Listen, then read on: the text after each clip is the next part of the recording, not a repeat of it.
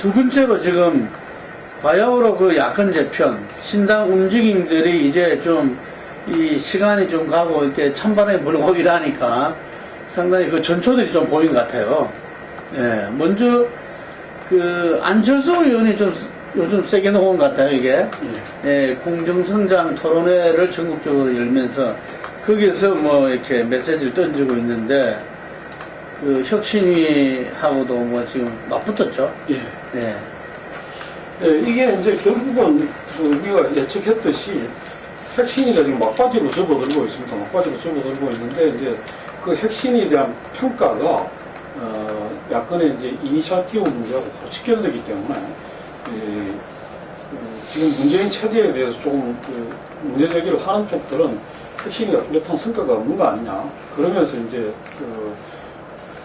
그런 책임을 지고 문 체제에 또 이제 좀 약간 그 변화를 요구하는 그런 거고, 한편으로 그걸 조금 더 이제 이미 스텝이 많이 밖으로 나가 있는 쪽들은 이번 기회에 신당으로 확 좀 밀고 가자 이런 분위기죠.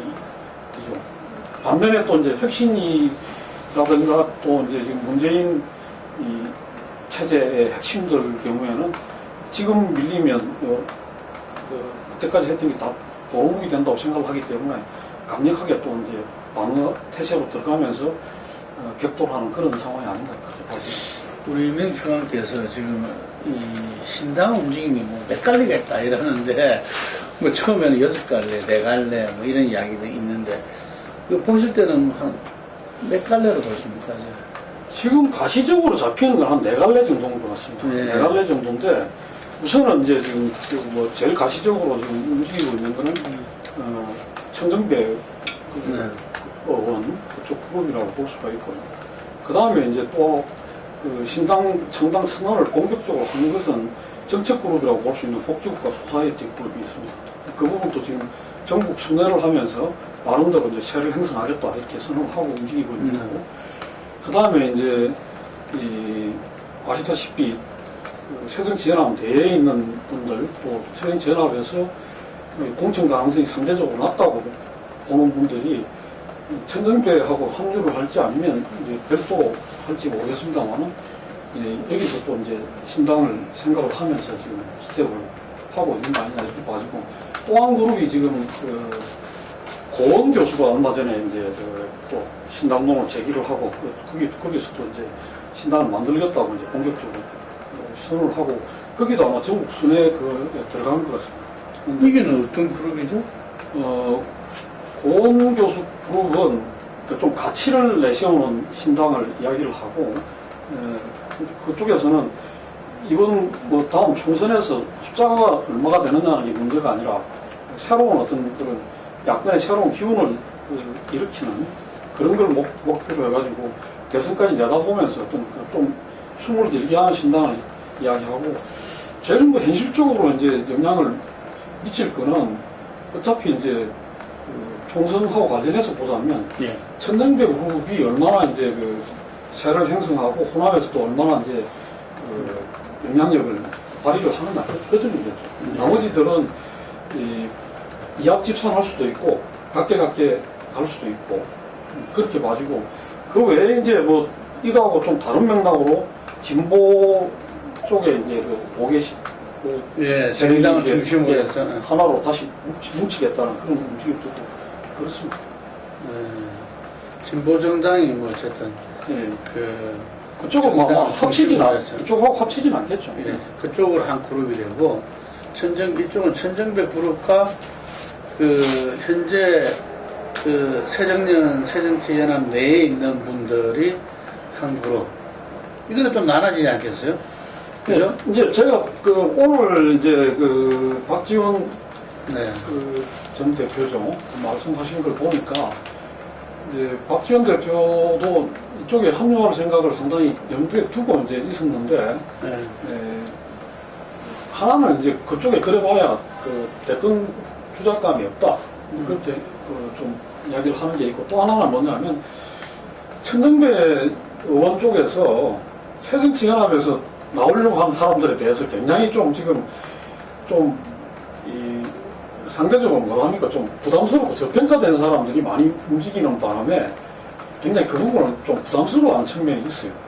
그러니까 조금 천의원이 아마 조만간에 이제 신당의 구상, 그 다음에 어떤 명분과 기치를 들고 할 거다 이런 걸 발표를 한다고 하는데 거기서는 아마 이 새정치연합의 탈당 그룹들하고 합쳐가고 하겠다는 이야기보다는 자기들은 어떤 그 가치와 명분을 걸고 어떤 정당을 지향하겠다는 그런 쪽으로 갈 가능성이 많고 오히려 어떤 면에서는 이런 사람들은 나중에 합류하더라도 여기를 중심에 놓고 당을 만들지는 않겠다 이런 쪽으로 갈 가능성이 많지 않겠나 봐요. 말하자면 뭐 박주선 의원이라든지 네. 박준영 지사라든지 네. 뭐 이런 부분들은 지금 바로 함께 하는 길이 좀 어려울 것 같아. 뭐 네. 이런 이야기들이 나오더라고요. 네. 현재 2라운드라고 하면 이게 갈래를 두 가지로 봐야 됩니다.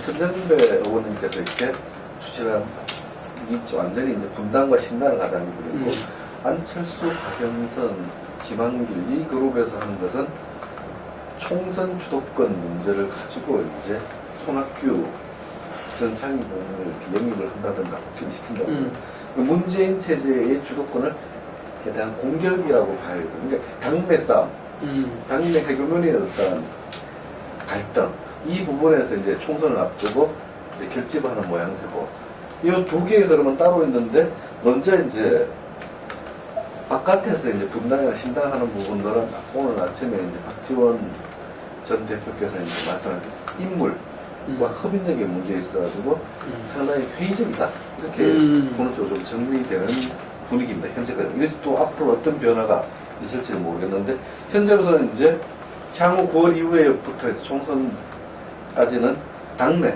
새정치 당내에서 이제 어떤 문재인 체제 또는 이쪽에서 요구하는 것은 대선 후보가 전체가 모여서 이제 비대위나 어떤 대선 주자급이 다시 모여서 선대위 체제를 꾸려서 이제 가는 방향으로 이제 요구하는 그룹들이거든요. 그리고 이제 뭐 박영선 의원 같은 경우는 오픈 프라이머리를 전면적으로 받아들여가지고 당 대표가 공천 전략 공천이라든가 여러 공천을 개입을 해서 이제 공천 기준을 제시한다든가 평가를 한다든가 이런 부분에서 좀 그런 기능을 약화시키는 뭐 이런 식의 어떤 말도 나오고 있고 이런 부분들은 당내에서 이제 문재인 대표 체제에 대한 어떤 새로운 어떤 기량적인 어떤 요소들이 본격적으로 발현되는 거라 그렇게 이제 보여지는 것 같습니다.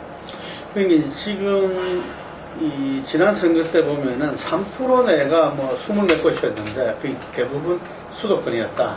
뭐 이렇게 이야기를 해주고 그랬을 때 지금 그 신당에 뭐 일단 만들어지면은 그 부분들이 결국 총선에 이 성패에 막대한 영향을 줄 수도 있다. 그래서 이게 잘 정리되지 않으면은 이 상당히 야당에는 위기가 될 수 있다. 이런 생각이 드는데 어쨌든 천정배 의원은 뭐 그거 나갈 수밖에 없는 거고 그럴 때 그 호남에 흔히 말해서 좀 구세력이라 할까요?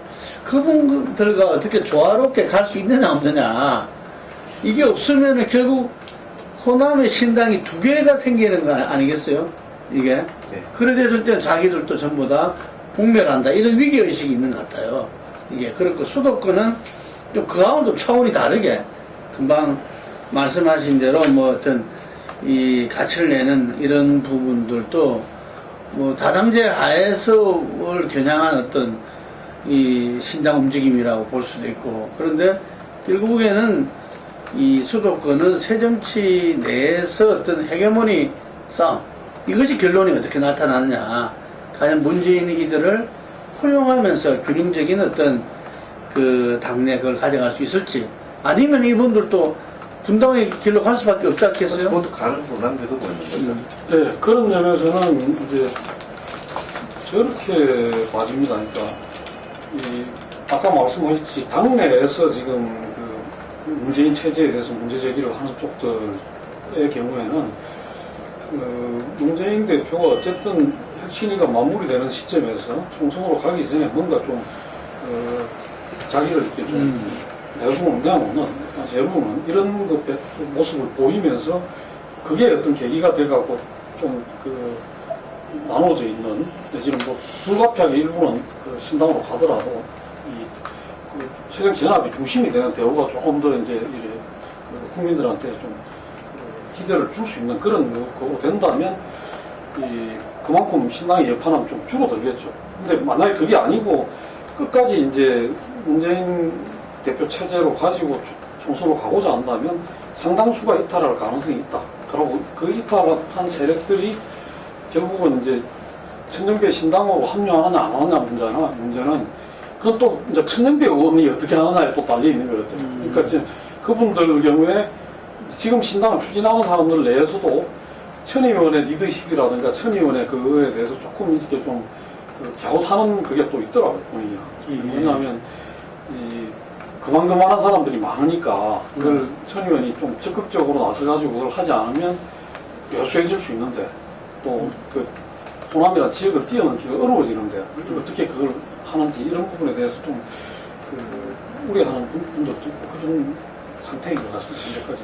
천 의원은 저는 스타일이 좀 많이 바뀐 것 같아요. 옛날에는 굉장히 이렇게 보이시하고 뭐 좀 이랬는데 어쨌든 지금 역할로서는 상당히 마당발처럼 막 움직이면서 역동적으로 지금 규합하고 막 이래야 되는 지금 이 위치인 것 같은데 그러면 그럴 때 어찌 보면 180도 바뀐 역할이 나와줘야 되는 건데 어떻습니까? 역시 지금 보면 누가 많이 통화를 하고 누가 많이 움직이고 누가 같이 선거판을 많이 먹고 하루에 한 3끼라고 그러지만 30끼에서 보통 10끼씩을 드셔야 되는 활동 이 정도까지 움직이셔야 접촉 면이 넓으면 넓을수록 이 부분들 어떻게 이제 극대수준의 과제라고 보였습니다. 근데 지금 부산에서는 이전에 그 문재인 대표께서 제가 총선 불출마 이렇게 그 전당대에 나오시면서 그런 말을 했는데 오히려 부산의 그 조경태 그 의원이라든지 그 김용춘 이 시당위원장 같은 경우는 이 문재인 대표가 부산 지역에 자기 지역구에 다시 출마하기를 촉구하는 성명을 내고 이랬더라고요. 그렇습니다.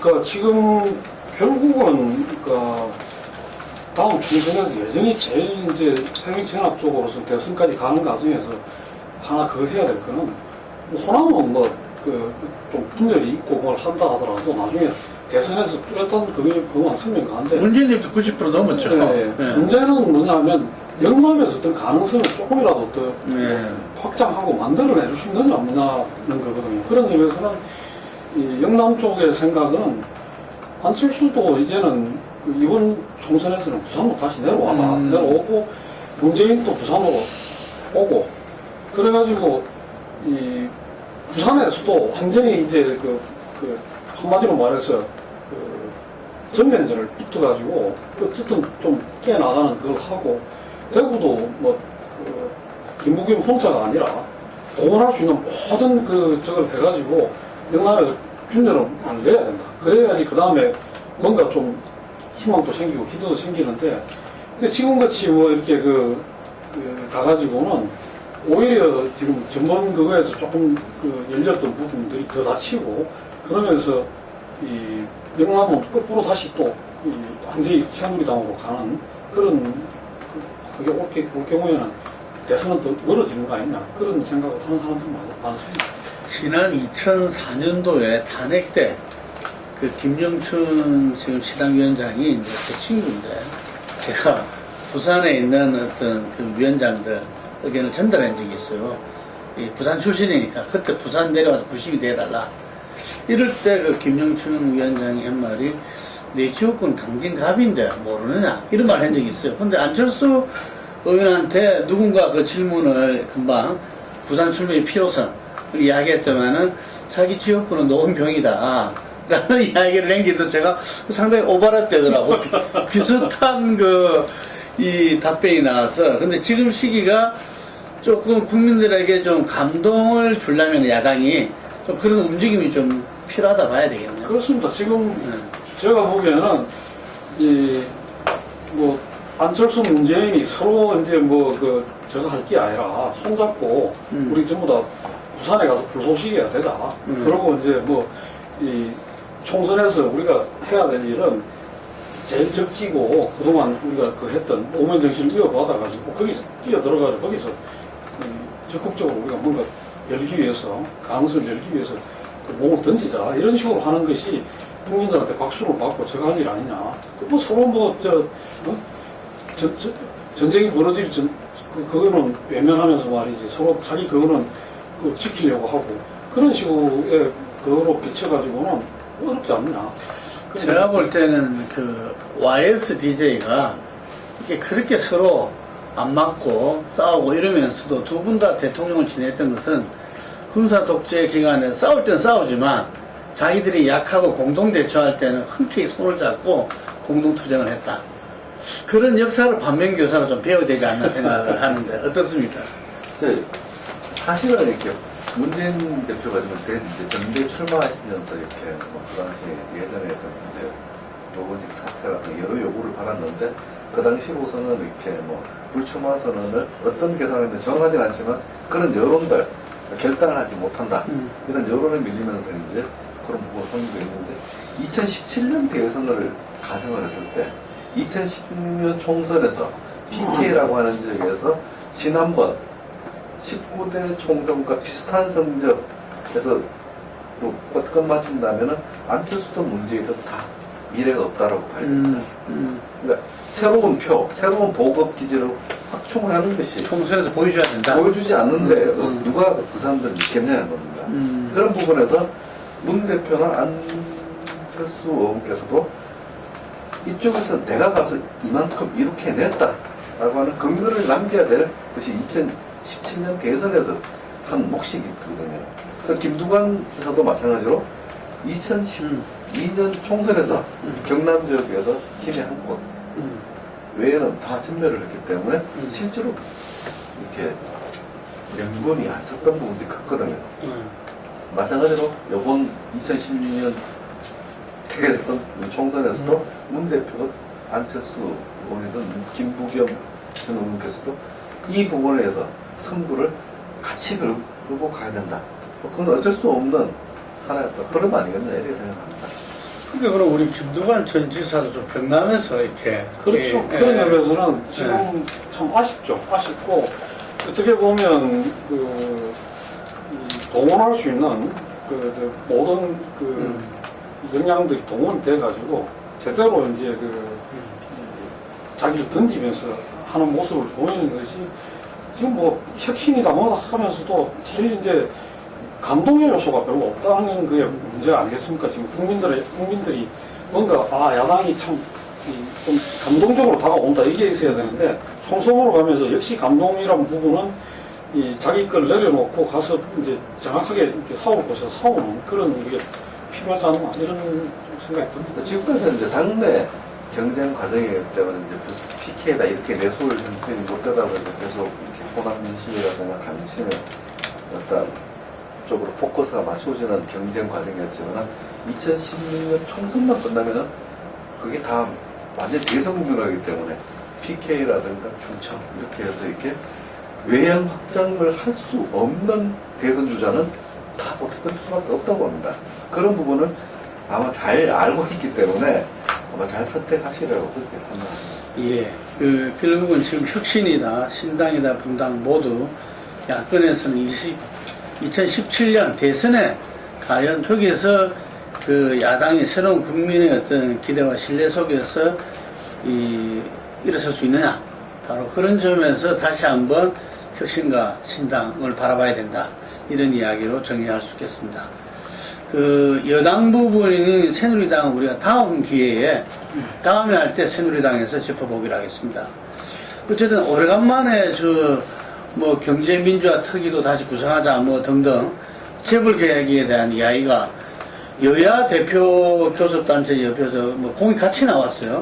좀 긍정적으로 봐야 되나요? 어떻습니까? 이제 그 자체로는 이제 재벌개혁이라는 용어를 김무성 새누리당 대표도 사용을 했기 때문에 그렇습니다만 조금 이제 접근하는 강조점은 좀 차이가 있다고 봐집니다. 근데 역시 김무성 대표 경우에는 재벌개혁을 언급을 했지만 그것이 뭐 기업의 저기 발목을 잡는 게 돼서는 안 된다. 그런 말씀을 하셨고. 반면에 이제 또 이종걸 원내대표 경우에는 과거에 이제 우리가 IMF 때문에 되도록 못했던 그때 당시에 이 5+3이라 하고 재벌 계획 그게 나왔는데 사실은 그게 제대로 되지도 못했거든요. 그 DJ 때. 그걸 다시 출발점으로 삼아갖고 해야 된다. 뭐 이런 이야기를 했는데 국민들 속에서 그 부분에 있는 것 같습니다. 그 리얼미터에서 조사를 한 것도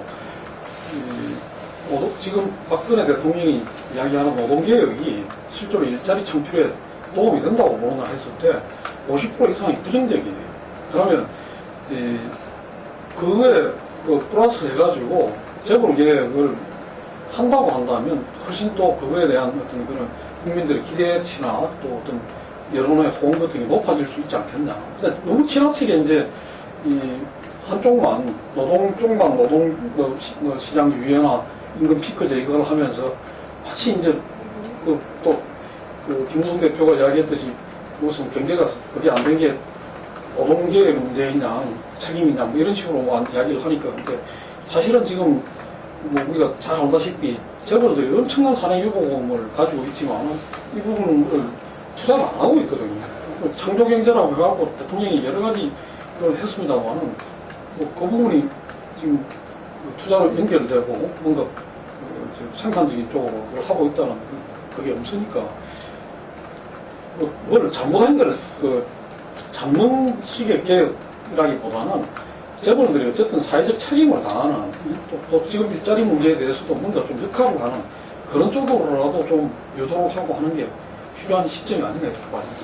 산업유보금이 한 350조, 700조. 네.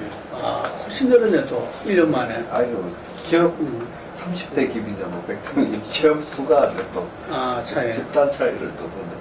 노사정 협의라고 하는 건 유럽에서 나왔죠. 근데 우리나라가 최초의 노사정 협의가 이제 98년도 IMF 때 이제 김대중 정부 때였는데 그때 노사정은 진짜 국가 위기 상황에서 있었기 때문에 기업을 살리자는 쪽에서 많은 부분을 실질적인 노사정 협의라보다는 이게 그 당시로서는 이렇게 구조조정 과정, 기업 구조조정 과정에서 기업을 살리고 정리해고를 받아들인다든가 이런 것들이 있었는데 사실은 노동자한테 양보를 하는 아주 나쁜 선례가 되어버렸습니다. 아, 예, 예.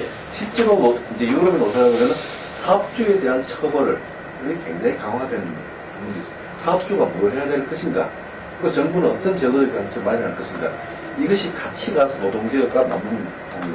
이렇게 고용요건을 어떻게 할 것인가.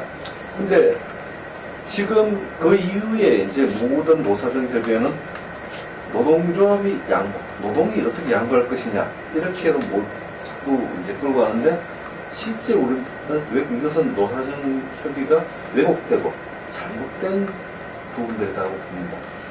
그러니까 제가 예를 들자면 이렇게, 우리나라 노사정협의회에서 테이블은 최저임금도 올라가야 되고, 그다음에 근로기준법을 지키지 않는 사업주에 대한 관리나 제도적인 처벌을 어떻게 할 것인가, 이런 부분들이 다 포괄돼서 이제 넘어가셔야 돼요. 이런 부분은 중소기업 문제가 있으니까 좀 민감한 사항입니다.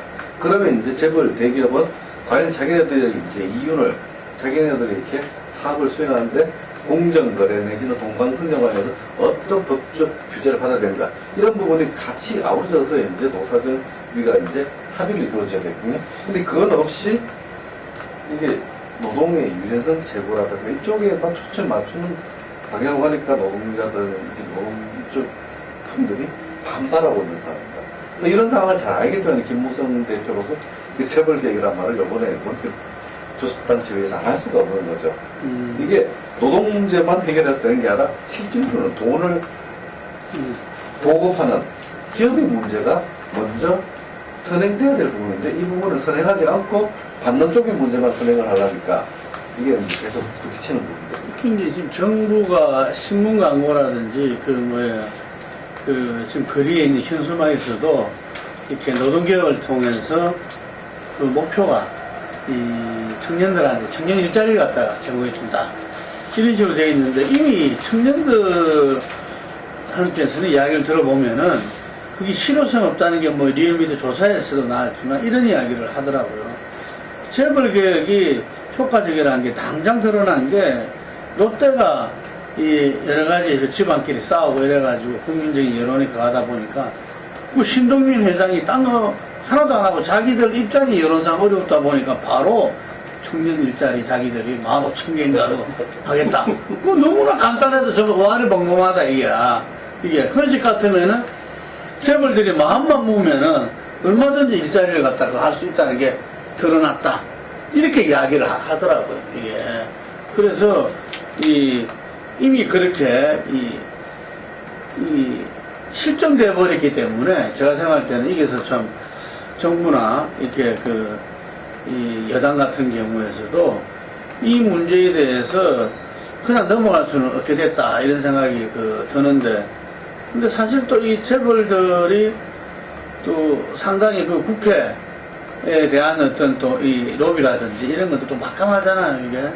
그래서 특위가 꾸려질 수 있겠습니까? 그러니까 특위가 이제 저는 이번 과정에서는 뭐 뿌려줄 수 있다고 봅니다. 있다고 보는데 문제는 지금 우리 국민들이 이 답을 다 알고 있어요. 아까 청년들이 알고 있듯이 뭐냐면 청년 실업 문제 해결의 가장 효과적인 방법이 뭐냐고 이제 물으니까 사내유보공으로 식물을 늘리는 게 가장 바람직하다가 1이고 두 번째가 대기업이 근로자 소득 재분배를 통해서 소비를 촉진하는 거다. 그렇게 나왔다. 다시 말해서 이제 분배를 좀 해라. 분배를 하고 그 다음에 앞에 부분은 뭔가 일자리를 자꾸 기업에서 만들어야지. 그걸 안 하고 있는데 사내용품을 사와놓고 있는데 무슨 저거만 한다고 이쪽에서 시간만 줄이고 그 다음에 해고만 유연하게 한다고 해서 일자리가 늘어나느냐 이 부분이거든요. 그런 점에서는 정부나 이렇게 기업에서도 여론 왜곡이나 여론 몰이만 가지고 이렇게 대처하려고 하는 경우는 한계가 있을 거다. 그런 점에서는 실질적으로 진짜 노동개혁을 하고 노사정 타협을 이루어 나가려고 한다면은 기업으로부터 일정한 걸 받아내야 된다. 받아내가지고 그걸 국회가 매개로 한다면 전번에 이제 이 공무원 연금개혁 때 저거 했지 않습니까? 했듯이 훨씬 그거보다 더 좋은 걸 만들어낼 수 있다. 그리고 결국은 그것이 우리가 앞으로 모든 부분에서 당사자가 있는 부분에서는 당사자들 합의 없이 일방적으로 이제 그걸 해가지고 되는 사회는 시간은 지났다고 봐야 되지 않겠습니까? 노동개혁 한다 해갖고 가그식으로 노동자들만 저거 하는 식으로 해가지고 그 사회적 반발이라는 걸 이겨낼 수가 없고 결국 실패하거든요. 그렇게 가면. 그런 점에서는 이번에는 좀 여당에서 뭐 좀 내키지 않는다 하더라도 일정하게 같이 노동개혁의 목표가 이제 보통 네덜란드라든지 독일 같은 경우는 이렇게 고용 유연성을 이렇게 조금 풀어주면서 사람들이 고용이 더 쉽게 됐거든요. 이게 다른 쪽에 전직을 하던 굉장히 더 안정화되었단 말입니다. 실제로는 이게 단위 사업장 내에서는 이제 이동이 되더라도 자기 산업이나 이런 데서는 자기 고용 자체는 더 안정화되는 쪽으로 갔는데 실제 거기에 대한 대책은 없거든. 그러니까 자르겠다만 했지 잘렸을 때 나는 언제든지 다시 재취업이 된다든가 다른 안정성이 확보된다. 이게 없는 노동개혁이다 보니까 그러니까 그 부분에서 제일 핵심이 뭐냐면 비정규직 처우가 너무나 지금 형편이 없다. 그래서 이거는 이 정규직과 비정규직의 격차가 너무 심하기 때문에 이 부분에서 외국에는 비정규직 하는 게 자기 오히려 해피한 사람들이 많다는 거예요. 그렇기 때문에 거기는 정규직하고 그렇게 목매에 달지 않는다. 우리는 근데 그 격차가 너무 크고 그걸 하면 정규직으로 못 들어가면 인생이 실패한 걸로 그렇게 규정당할 정도로 장가도 못 가고 하는 거 아닙니까? 그런 문제가 있고 두 번째는 뭐냐면 사회 안정망 자체도 안 돼 있고 이게 재취업의 기회나 이런 것도 너무나 지금 안 돼 있기 때문에 오는 문제죠.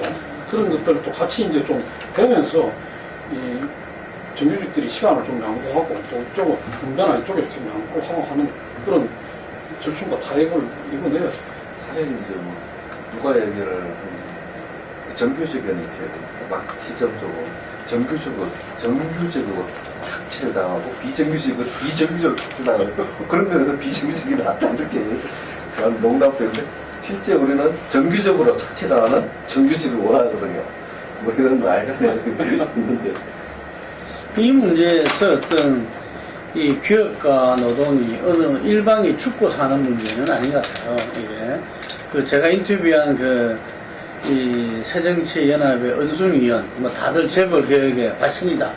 뭐 그걸 안고서 자기 비례대표로 왔다 이런 말을 했는데 의외로 인터뷰를 해보니까 어떤 사내유고금 활용이라든지 이런 부분들이 결국에는 이 소비 촉진 이런 것들이 대기업 살리기다 오히려.